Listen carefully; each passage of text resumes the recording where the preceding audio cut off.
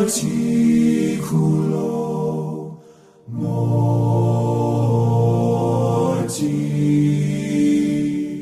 Sabe, às vezes as pessoas ouvem a primeira palestra e não continuam assistindo as demais. Não veem as outras palestras onde nós vamos compartilhar como isso tudo funciona, como os passos acontecem.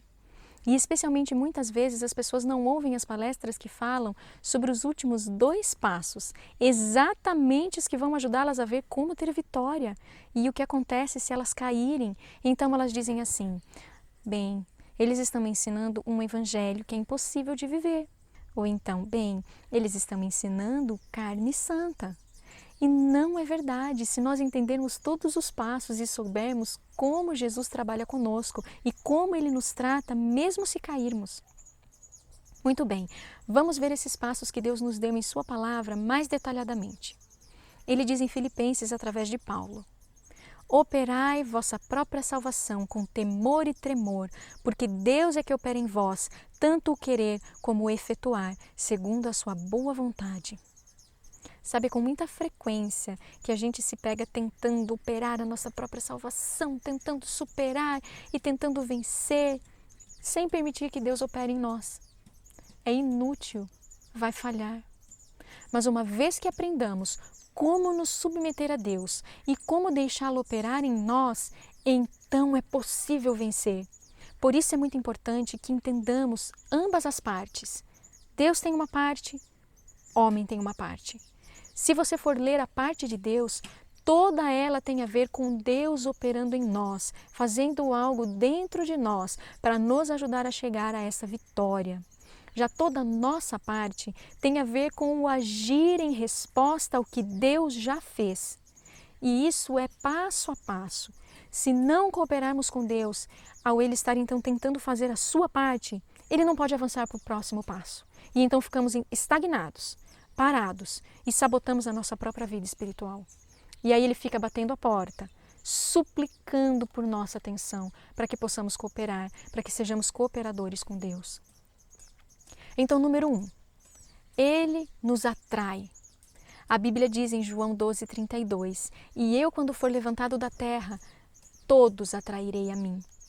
Dessa forma, mesmo antes de você nascer, Deus esteve tentando ajudar seus pais a serem atraídos a Ele. Sim, para que você pudesse ser criado em um lar cristão. Quando a gente pensa, por exemplo, em João Batista, seus pais estavam totalmente comprometidos, cheios do Espírito Santo, e por isso João Batista também estava cheio do Espírito Santo desde o ventre materno. Ele andou com o Senhor. Ele tinha uma tremenda vantagem sobre as crianças que nascem de pais que não estão andando com o Senhor. E, no entanto, cada mãe poderia ter esse privilégio. Mas mesmo que você não tenha nascido nesse tipo de lar, Deus o está atraindo a Ele, desejoso de que você responda e tenha plena comunhão com Ele. Ao separarmos tempo para ouvir a Deus e conhecê-lo através da palavra, então agora Ele pode nos atrair de forma mais intensa, para nos achegarmos a Ele. Nós lemos: porque Deus amou o mundo de tal maneira que deu o seu Filho unigênito, para que todo aquele que nele crê não pereça, mas tenha a vida eterna. Porque Deus enviou o seu Filho ao mundo, não para que condenasse o mundo, mas para que o mundo fosse salvo por ele. Deus está empenhado em salvar, não condenar. Ele quer salvar e Ele está fazendo tudo o que pode para nos salvar, se tão somente cooperarmos com Ele. Por isso, a primeira coisa é ajudar as pessoas a conhecer a Deus, a conhecer a Jesus, para saber o quanto Ele nos ama e o quanto Ele realmente se importa. Muitas crianças cresceram em lares onde elas não foram amadas de verdade. Elas nem conseguem alcançar o fato e a realidade de que o Pai do céu as ama e de que Jesus se preocupa com elas. Muitas, mas muitas pessoas mesmo têm dificuldades em crer nisso. E se elas não puderem crer, então Deus não poderá atraí-las do jeito que Ele gostaria. Por isso, é muito importante compartilharmos com as pessoas sobre o amor de Deus. Ele almeja nos salvar, é com fremente desejo que Ele almeja. Ele não está lá para nos manter fora do céu, Ele está lá para nos atrair para dentro do céu. porém Ele não pode nos salvar no pecado. É simples assim. Ele tem de nos salvar do pecado. A Bíblia diz: e lhe porás o nome de Jesus, porque Ele salvará o seu povo dos seus pecados. Eis o Cordeiro de Deus que tira o pecado do mundo. Então Ele não veio para nos salvar no pecado. Ele veio para nos salvar do pecado. Veja dessa forma, Ele veio para tirar de você a amargura. Ele veio para tirar de mim o ressentimento. Ele veio para tirar de nós o ciúme, a raiva, a inveja. Foi para isso que Ele veio, para tirar o pecado. Durante seus 30 anos de vida na terra, seu coração foi moído por inconcebível angústia. A vereda da manjedoura ao Calvário foi nublada de dor e tristeza. Odiando o pecado com ódio perfeito, todavia acumulou sobre a própria alma os pecados do mundo todo. O que foi que Ele fez com seus pecados? Ele teve de acumulá-los, carregar sobre a sua alma, para que pudesse sentir a culpa por esses pecados que você cometeu. E assim Ele pudesse morrer pelos seus pecados, como se fossem os seus próprios. Sabe, às vezes os jovens dizem assim: olha, Jesus não tinha muitas tentações. Olha para o mundo hoje. Jesus conhecia todos os pecados da humanidade. Jesus teve que acumular sobre Ele todos esses pecados de todas as eras, de todas as gerações, sobre a sua alma, e ainda manter-se puro. Ele precisava conhecê-los como se Ele tivesse cometido, é como se Ele tivesse se entregado a esses pecados. A culpa de todo pecado fazia sentir seu peso sobre a divina alma do Redentor do mundo.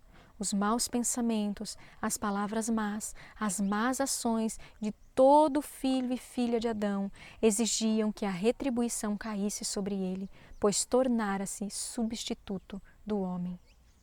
É isso que quer dizer substituto. Ele precisou sentir tudo, ele precisou saber e conhecer tudo. Conquanto não fosse dele a culpa do pecado, seu espírito foi ferido e dilacerado pelas transgressões dos homens.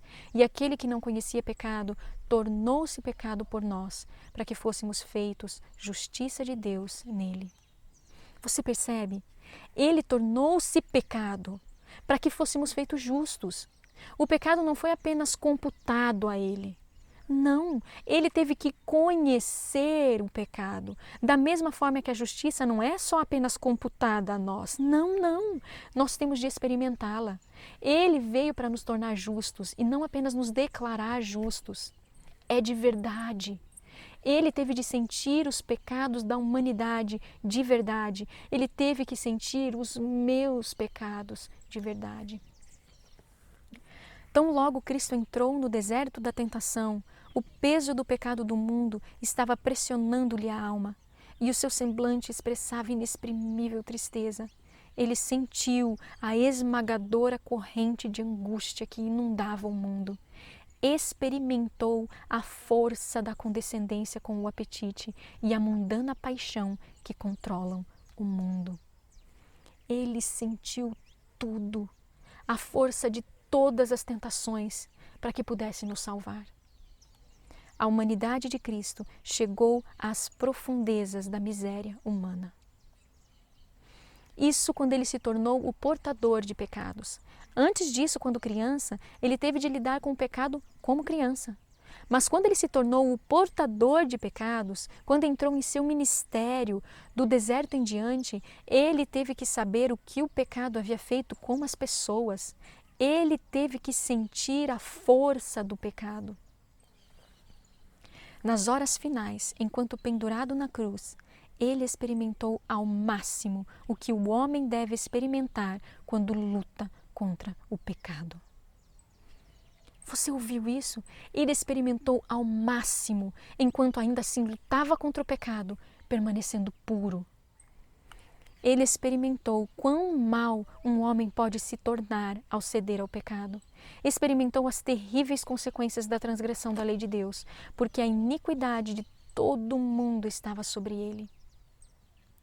Ele se tornou pecado para que pudéssemos ser feitos justos. Portanto, ao nós aprendermos tudo isso que Jesus passou, por nós, por mim e por você, carregar todos os meus pecados e os seus, não resista. Meus irmãos, é muito fácil resistir. Especialmente se você não sabe que você está numa condição perdida. Eu não sabia que eu estava perdida. Vivendo no mundo sem saber que estava perdida. Mas você pode dizer, eu nunca saí pelo mundo afora. Eu sou um cristão de berço. Eu sou adventista há muitos anos. Margaret Davis, ela também foi uma fiel adventista do sétimo dia. Ativa, missionária, esposa de pastor, como vimos na primeira palestra. Ela também não sabia que estava perdida. Havia anos que o Espírito Santo tentava dizer a ela, estude, estude. Esse é um grande problema que nós enfrentamos hoje. Não estamos estudando, estamos recebendo tudo somente pronto, de um sermão, de uma pregação, de um pastor. Estudem, é o que o Espírito Santo nos diz. Deus sabe que se eu e você nos propusermos a sentar e estudar cuidadosamente, nós vamos perceber a nossa condição muito rapidamente. Margaret Davis, ela nunca havia saído da igreja. Ela amava a obediência. Ela nunca tinha dado problemas aos pais. Quem sabe você se encaixe nesse perfil. Então ela estava confiante de que era cristã. Uma boa moça, talvez nós diríamos hoje, que boa moça. Então ela se casa e agora ela tem de lidar com o marido, com filhos e percebe que não é tão simples assim quanto quando ela era criança. Às vezes ela ficava magoada, mas isso é tão normal, não é mesmo? Todo mundo fica. E ao se comparar com os outros, ela concluía então que não tinha grandes problemas na vida dela ou no lar dela. Ela não fazia ideia de que não estava no caminho para o céu. E assim o Espírito Santo tentava convidá-la. Estude. Mas ela estava tão ocupada trabalhando para Deus. Ouça isso, irmãos. O esposo dela estudava o tempo todo. Ele era um pastor e também era editor. Ele gostava de ler o tempo todo. E ele nunca foi até a esposa para perguntar, Margaret, você entende essas coisas? Você já experimentou um novo nascimento? Você sabe o que significa nascer de novo? Não, ele nunca fez isso. Por que ele nunca fez isso? Porque ele mesmo não sabia. Você consegue entender? Pode ser que você tenha estudado teologia e pode ser que você estude as coisas e a teologia por 20, 30, 40, 50 anos e pode ser que você nunca tenha encontrado a verdade. Você tem de estudar para encontrar Deus. Você tem de estudar para saber o que fazer, como ser cristão. Então você vai encontrar a verdade. E foi somente quando Margaret começou a estudar para ajudar o pai dela, querendo descobrir a verdade, que ela então viu muito rapidamente que ela estava perdida. Quando o pai dela implorou para que ela o ajudasse a entender o que era a justificação pela fé, então ela parou para estudar. Nesse momento, ela parou de resistir à voz de Deus. E muito rapidamente o Espírito a convenceu, e esse é o passo número 2. Ele nos convence do pecado, da justiça e do juízo. Nós encontramos isso em João 16, verso 8. Então, se eu cometo um pequeno pecado que seja, não importa, o Espírito Santo me mostra que estou condenada. Se eu sou desonesta em algum teste, condenada. Passamos a saber que nós precisamos confessar a nossa culpa. Precisamos corrigir algo, alguma coisa precisa ser feita. Quem sabe uma mentirinha para me proteger. Eu também sei que isso precisa ser corrigido. Isso é o Espírito Santo que faz. Então podemos agora confessar, porque nós sabemos que erramos e algo precisa ser corrigido. E passamos a ter consciência de que precisamos fazer o que é certo e não o que é errado. Fazer o que é justo e não a injustiça. Mas isso não acontece até que o Espírito Santo me convença. Justiça. E foi ao estudar essas coisas que Margaret entendeu que ela não era justa. Eu entendi, não sou justa. E então ela se deu conta de que toda a justiça dela era o que a Bíblia chama de justiça própria. Como que a gente faz para saber se a justiça que a gente apresenta é justiça própria? Um exemplo. Quando eu culpo os outros pelos meus pecados de irritação. Quando eu fico impaciente.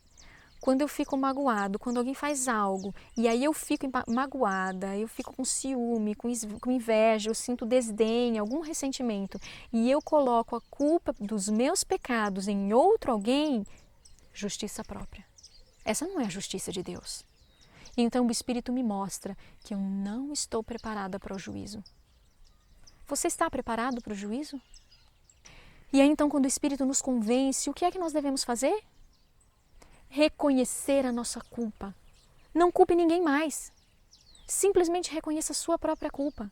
A Bíblia diz em Jeremias 3, verso 12 e 13, volta, ó rebelde Israel, diz o Senhor, e não farei cair a minha ira sobre ti, porque misericordioso sou, diz o Senhor, e não conservarei para sempre a minha ira. Somente reconhece a tua iniquidade, que tu transgrediste contra o Senhor teu Deus. Pare de culpar os outros e simplesmente diga, eu errei. Quando eu estou desapontada e triste, a culpa é de quem? De ninguém mais, além de mim mesma. Por que eu deveria pecar se outro alguém está pecando?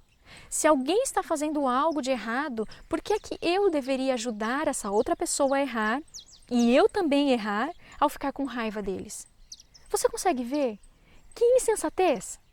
Nós só precisamos refletir um pouco aqui no que realmente tem acontecido conosco nessas situações. Por que que eu deveria acrescentar meu pecado por alguém estar pecando? Por que eu deveria usar o poder de Satanás para corrigir a situação em vez de usar o poder de Deus? Você percebe? Nós estamos usando poder. Ou estamos usando o poder de um ou de outro.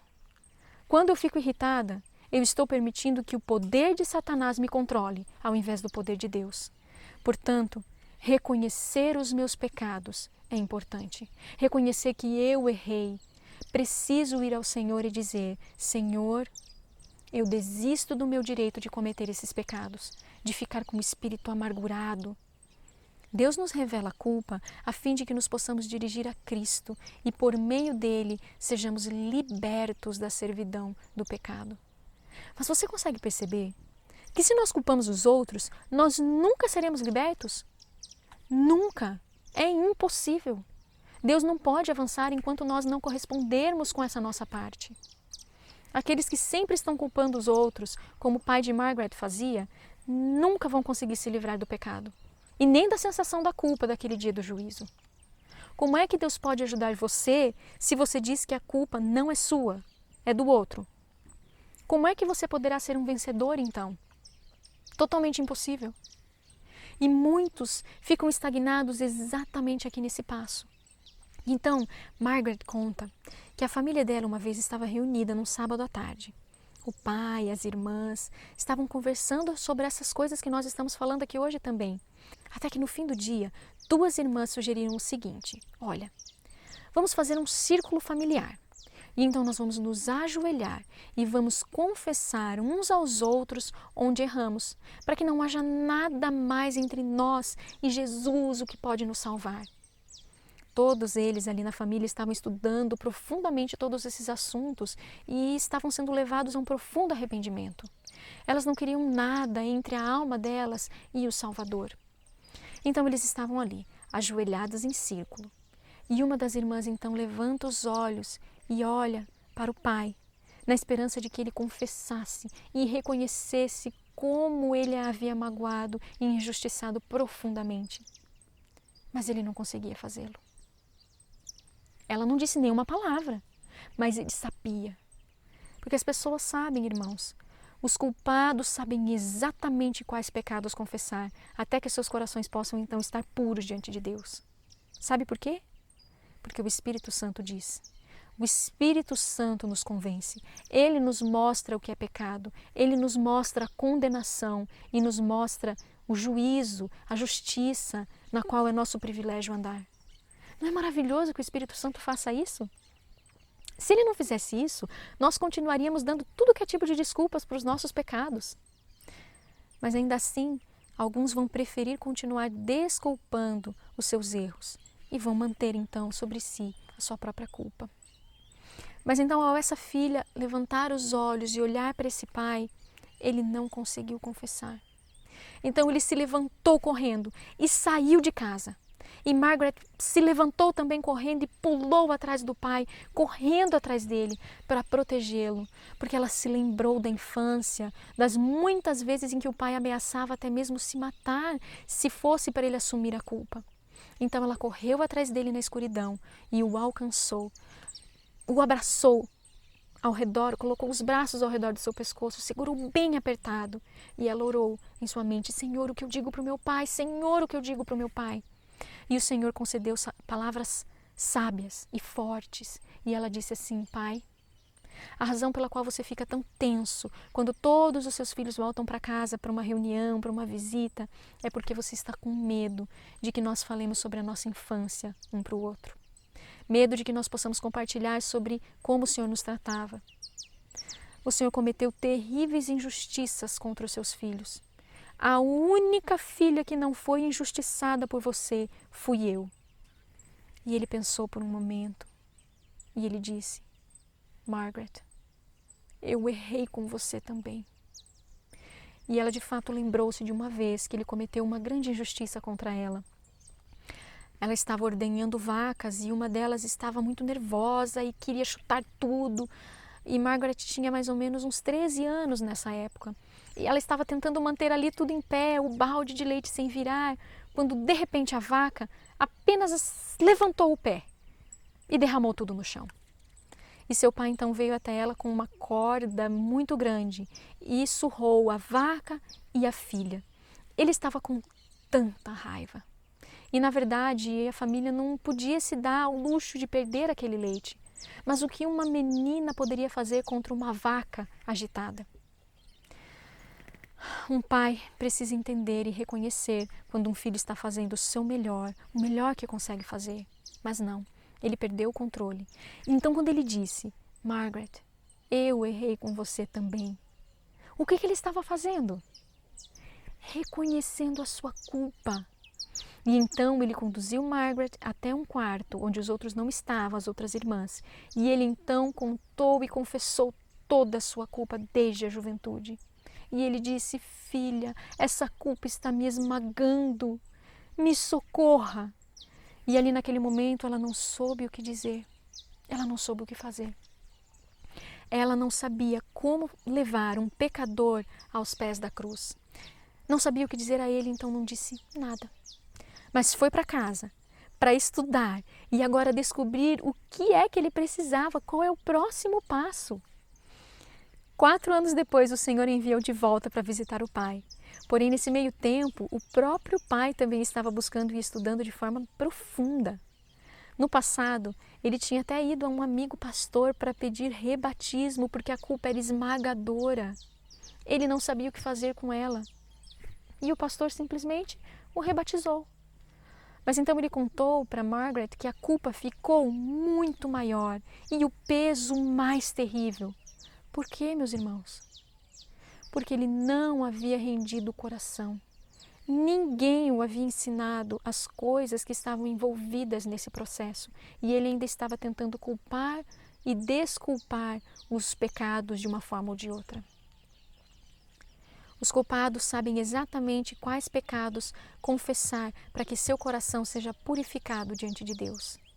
Os que não humilharam a alma perante Deus em reconhecimento de sua culpa não cumpriram ainda a primeira das condições de aceitação.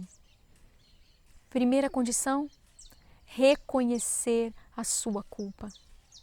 A única razão por que não tenhamos a remissão dos pecados passados, e remissão dos pecados, meus irmãos, significa pecado que é levado, tirado de você.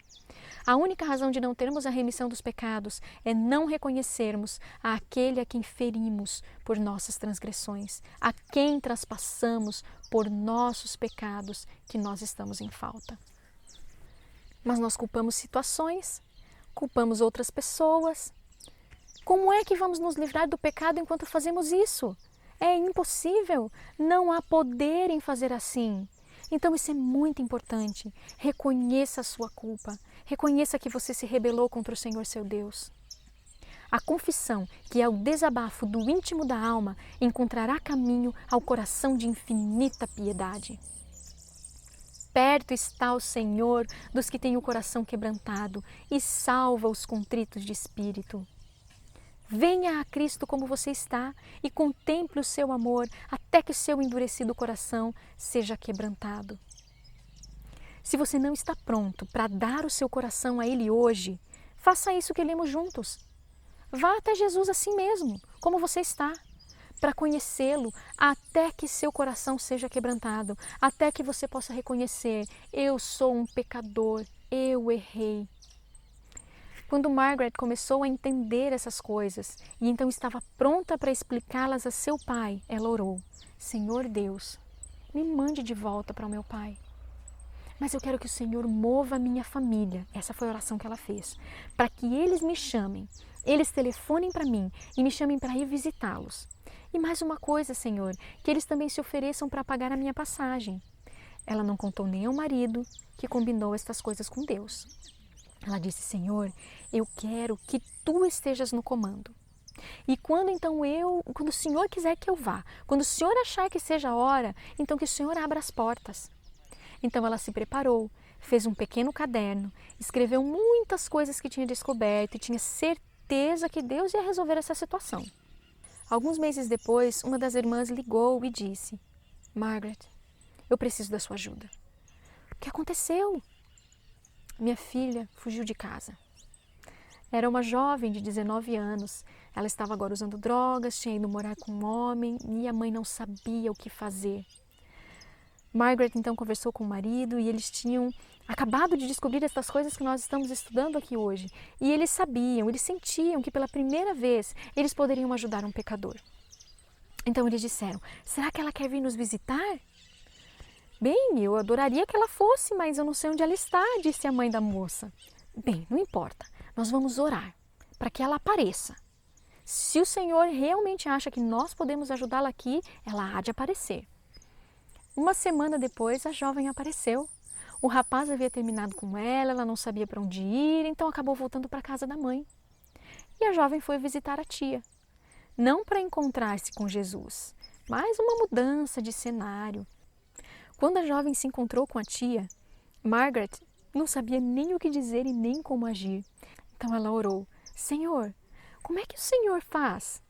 Como é que o Senhor ajuda um pecador teimoso que peca intencionalmente e deliberadamente?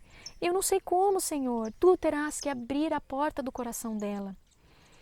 Então eles estavam ali conversando um pouco já e em casa, então ouvem uma batida na porta. Era uma amiga de Margaret, era esposa de um pastor, morava perto da casa deles. E ela disse assim: Margaret, eu tenho percebido que você e seu esposo encontraram algo muito real no cristianismo. E eu quero entender também, eu quero isso para mim. Você pode compartilhar comigo? E então Margaret começou a mostrar as coisas que ela havia estudado e havia descoberto sobre o poder do Evangelho, estas coisas que estamos estudando aqui. E essas duas amigas tiveram uma conversa maravilhosa.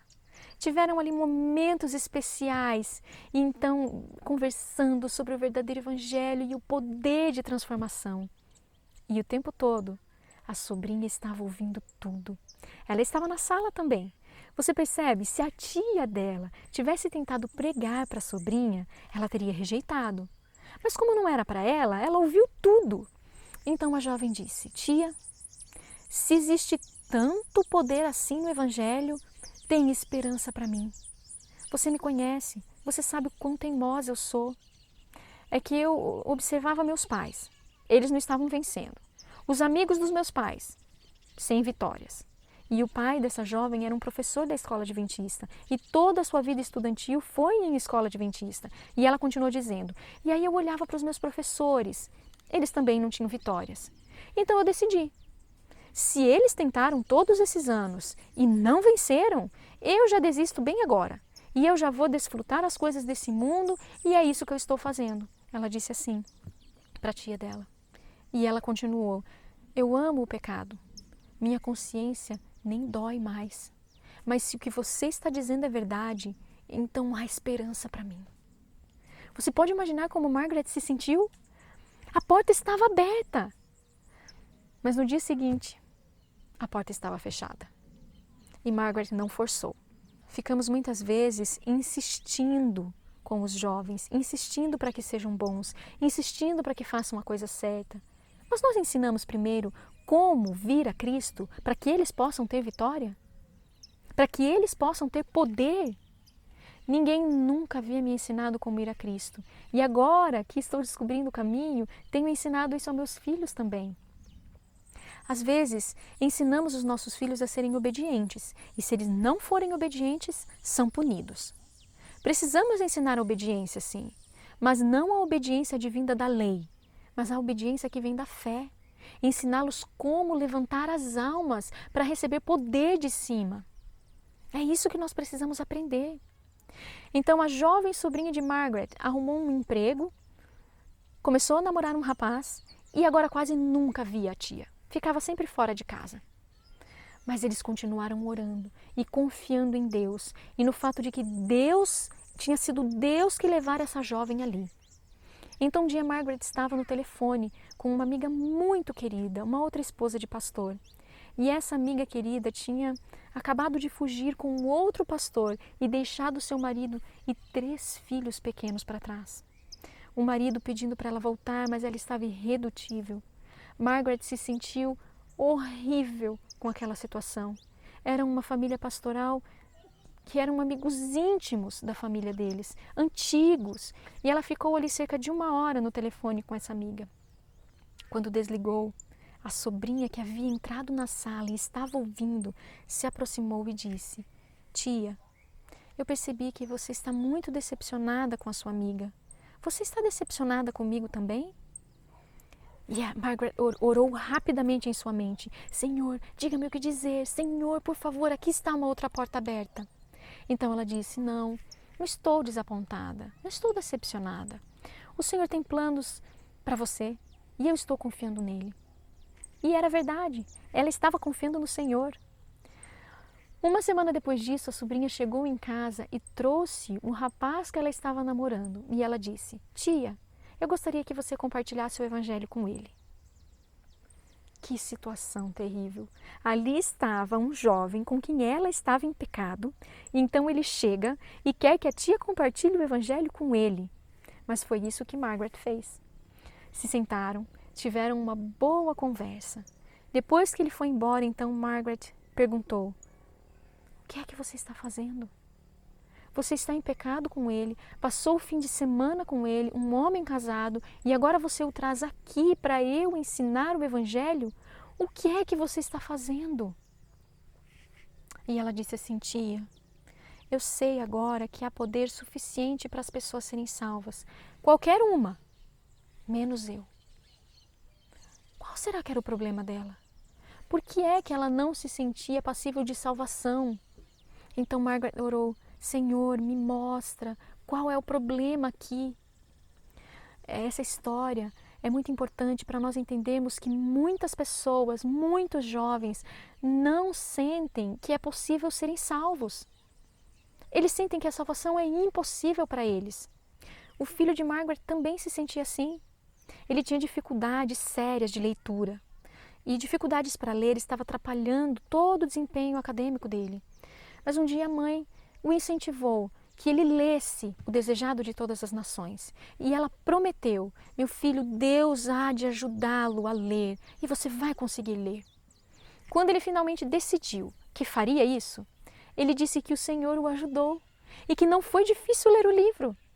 Mas o melhor disso tudo foi quando a mãe ouviu o que ele disse. Ele disse assim: "Mãe, não é maravilhoso que Deus me ame? Você consegue perceber?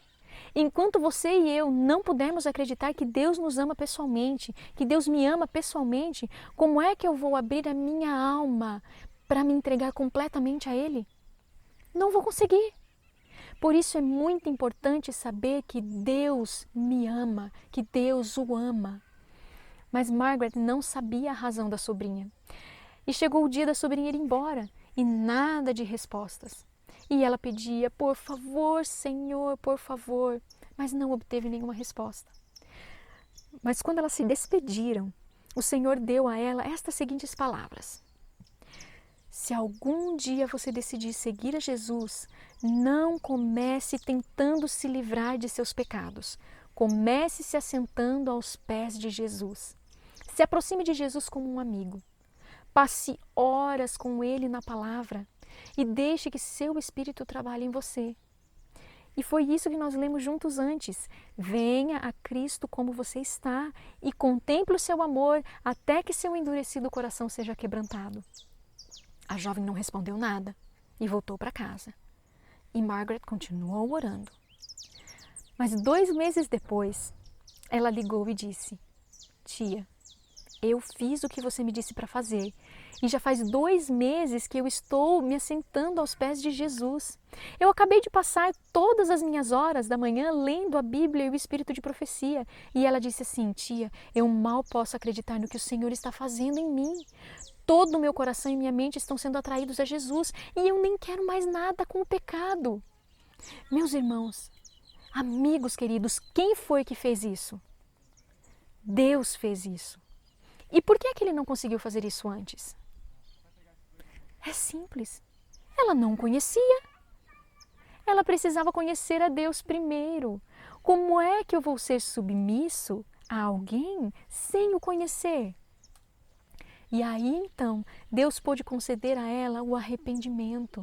O arrependimento é um dom de Deus. Nós não podemos colocar arrependimento em nosso coração, mas Deus pode.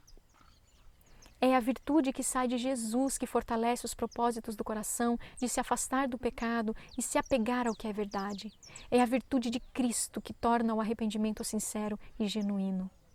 Arrependimento sincero e genuíno. E a mãe dessa jovem percebeu. E ela telefonou para Margaret e ela disse: olha, isso que minha filha aprendeu, eu também quero aprender. Você poderia vir até nós e nos ensinar se eu pagar a sua passagem? Vocês percebem, meus irmãos, Deus abrindo as portas. E então ela recebeu um outro telefonema, um outro irmão. Olha, eu fiquei sabendo que você está indo para Walla Walla compartilhar o evangelho que você aprendeu. E se eu pagar a sua passagem, sua viagem, a sua passagem, você vem até British Columbia também compartilhar aqui em casa o evangelho? E aí Margaret recebeu um terceiro telefonema e ela teve certeza que Deus a levaria a toda a família, porque Deus estava organizando tudo. E ela compartilhou com a família dela o que eu e você estamos estudando juntos nessa série. Deus concede o arrependimento, é um dom dele. Então você poderá confessar e abandonar os seus pecados. Você percebe a sequência dos passos? Então, quando ele lhe concede o arrependimento, ele faz uma mudança em seu coração, para que agora você não queira mais nada com os pecados que antes eram normais e você sentia até prazer em cometê-los. Exatamente como ele fez com uma jovem que amava a vida de licenciosidade e pecado e agora ela não sentia mais vontade nenhuma de condescender com o pecado. Ela não tinha mais esse desejo para saciar. E então você passa a não querer mais o pecado. E aí sim, não será difícil vir até Jesus, confessar e abandonar o pecado. Porque a tristeza, segundo Deus, opera arrependimento para a salvação, da qual ninguém se arrepende. Mas a tristeza do mundo opera a morte. Muitos confundem a tristeza do mundo com a tristeza segundo Deus. A tristeza do mundo, você se sente mal, você machucou alguém. Mas não porque você machucou Jesus. Não porque você almeja desesperadamente se afastar do pecado. Já o arrependimento verdadeiro nos faz querer nos afastar do pecado e entregar todos eles a Jesus. O que encobre as suas transgressões nunca prosperará, mas o que as confessa e deixa alcançará misericórdia. Confessar e abandonar, este é um grande passo. Não é apenas confessar seus pecados e abandoná-los, não é só isso. Você precisa entender que confessar e abandonar é dar todo o seu coração a Jesus. Este é o ponto onde a rendição e submissão completa deve ocorrer. Porque apenas desistir de um pecado aqui, de um pecado ali, isso não é suficiente. O verso fala de confessar e abandonar todas as suas transgressões. Cristo diz: dá-me teu coração. Eu não quero apenas os teus pecados, filho meu, eu quero a sua entrega inteira. Porque, irmãos, é só assim que nós poderemos andar no caminho seguro da justiça de Jesus. Cristo é capaz de salvar ao máximo todos os que vêm a Ele com fé. Ele os purificará de toda a contaminação, se o permitirem. Mas se eles se apegam aos seus pecados, não podem ser salvos, pois a justiça de Cristo não cobre pecado sem arrependimento. E o que é arrependimento? É dizer: Senhor, aqui estão os meus pecados. Estou pronto para abandoná-los. Cristo nunca cobre pecado em nós. Ele tira o pecado de nós e então nos cobre com a sua justiça. Tirai-lhe as vestes sujas e te vestirei de vestes finas. Primeiro de tudo, as vestes sujas precisam ser tiradas de nós. Muitos há que procuram reformar-se, corrigindo este ou aquele mau hábito e esperam desse modo tornar-se cristãos, mas estão começando no lugar errado. Nossa primeira tarefa é com o coração. Você percebe? A primeira tarefa é com o coração, mas muitas vezes o nosso foco está em deixar aquilo, em deixar isso, em fazer isso, e deixar pecados do mundo, as coisas exteriores, sem nunca termos entregado os pecados do coração. E entregar, leia-se, abandonar, deixar os pecados do coração. O coração deve ser entregue inteiramente a Deus, ou jamais será operada em nós a mudança para restaurar-nos à sua semelhança. Estamos, por natureza, alienados de Deus. O Espírito Santo descreve nossa condição em palavras como estas: mortos em ofensas e pecados. Estamos retidos nos laços de Satanás, tendo sido feitos cativos por ele para cumprirmos a sua vontade. Todos nós nascemos num mundo perdido. A menos que nos entreguemos a Cristo, somos automaticamente escravos de Satanás. Mas Deus deseja nos curar e nos libertar. Como isso requer completa transformação e uma renovação da nossa natureza, devemos nos entregar inteiramente a Ele. A luta contra o eu é a maior de todas as batalhas já travadas. Sabe, é mais fácil abandonar esse pecado, aquele pecado. Mas que tal o eu? A luta contra o eu, a maior de todas as batalhas. A renúncia do eu, sujeitando tudo à vontade de Deus, requer uma luta. Mas a pessoa deve se submeter a Deus antes de ser renovada em santidade. Então, antes que Deus lhe dê um novo coração e uma nova mente, você tem que lhe entregar o velho coração. E entregar quer dizer abrir mão, não é mais seu. Temos de ir ao Senhor e dizer: eis-me aqui, Senhor, toma-me como estou, entrego todo o meu coração, meus pecados do coração, meu eu, entrego todo o meu direito de agir conforme a minha natureza inferior. Isso é o que quer dizer morrer para o eu. Desistir do direito de agir de acordo com os caminhos de Satanás. Deixar de ser escravo da natureza caída. A Bíblia coloca da seguinte maneira: que vos despojeis da vossa antiga natureza, que pertence ao seu antigo modo de vida, e que é corrompida por concupiscências enganosas, e vos renoveis no espírito da vossa mente, e vos revistais da nova natureza, criada à semelhança de Deus, em verdadeira justiça e santidade. É uma nova criação. Quanto tempo leva para Deus criar uma mente nova e um coração novo? E disse Deus: haja luz, e houve luz. É algo sobrenatural. É um milagre o nascer de novo. Porém, quanto tempo é preciso para fazer com que o homem, com que eu e você nos rendamos de coração e venhamos ao arrependimento? Isso sim pode levar anos, mas não precisa demorar. Não precisa levar tempo. Quando entendemos o que está envolvido nesse processo e então deixamos o Espírito Santo trabalhar no coração, então poderemos vir voluntariamente e o milagre da nova mente, do novo coração pode acontecer. Mas quando continuamos resistindo, aí sim pode levar anos. A sogra de Margaret não entendia isso que nós estamos estudando aqui. Ela havia se convertido ao adventismo, mas ela não compreendia o que estava envolvido, a entrega do coração, nascer de novo, uma nova criatura. Então, quando Margaret e o esposo tentaram explicar a ela, e nessa época ela tinha 93 anos, e ela parecia não entender. Um dia, um pregador do Exército da Salvação perguntou a ela: a senhora já entregou o coração a Jesus? Ela pensou por um momento e se deu conta de que ela não sabia se havia feito isso. Então ele perguntou: a senhora gostaria de entregar o coração a Jesus agora? E ela respondeu: sim! E a partir daquele momento ela se tornou uma nova pessoa, completamente diferente. Lá na casa de repouso em que ela estava, costumavam chamá-la de a Mulher do Milagre. Completamente diferente de quem ela era antes, assim que finalmente entregou o coração a Jesus. E aí então ela começou a ler a Bíblia, a cantar hinos, e assim que o filho e a Margaret foram visitá-la, eles perceberam imediatamente que alguma coisa tinha acontecido com ela.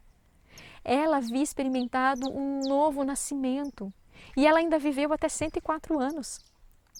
Isso nos diz que não importa a sua idade, mas que você precisa ir até Jesus, que você precisa crer e render-se a Ele. E Deus pode te conduzir a essa experiência diária se você passar tempo com Ele.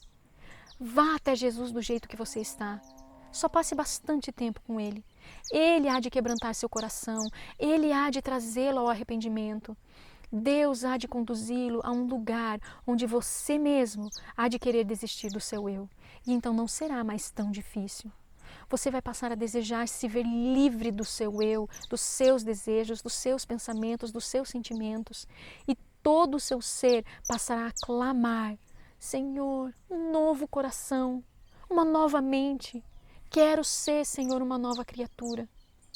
Nos acheguemos aos pés da cruz hoje, enquanto continuamos estudando, para que em nós brilhe a luz do poder do Evangelho, como é em Jesus Cristo. A Bíblia diz em Romanos 6,11: assim também vós considerai-vos certamente mortos para o pecado, mas vivos para Deus, em Cristo Jesus, nosso Senhor. In articulo